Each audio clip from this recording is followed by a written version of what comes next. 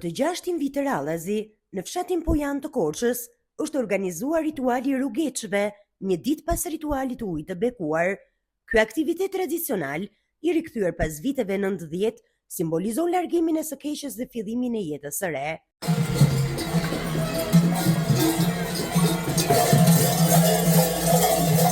Karnavalet e kostumeve popullore, disa prej tyre nga lëkura e Dhis, marshojnë në rrugët e fshatit duke vizituar banesa dhe biznese. Në këtë ritual marrin pjesë personazhe si Nusja, Dhëndri, Plaku dhe Plaka, Ujku dhe Ariu, të cilët mbajnë këmbor të bagëtive që tringëllojnë gjatë gjithë marshimit.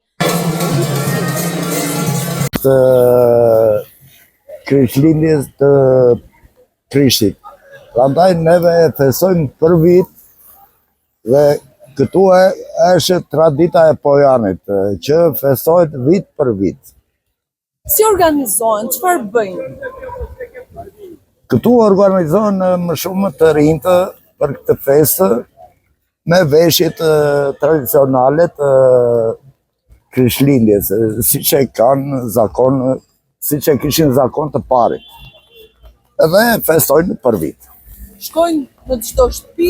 Po, shkojnë në për shtëpira, në për se është si traditë dhe është zakon i këtyre Krishtlindjeve. Kjo është për barësi, jo për në diçka tjetër, kur vjen në për shtëpitë është barësi, quhet barësi e shtëpisë dhe duhet janë të tëra të hapura për këtë lloj feste. Fabula e këtij organizimi qëndron në trembjen e së keqes dhe festa e jetës së re që pason, një traditë që ishte ndaluar gjatë kohës së komunizmit, ndërsa sot rikthehet si pjesë e trashëgimisë kulturore të Pojanit. I presëm me kënaqësi të madhe. Çfarë bëni kur ju trokasin në derë? I futëm brenda, i qirasëm, ju japëm në dhoro. Pse është kjo traditë? Kështu ka qenë, kështu do mbetet. Kështu ka qenë gjithmonë. Po çfarë përfaqëson? Çfarë kur futen rrogeçët? Mbarësi në shtëpi. Festohet çdo shtet janë? Po.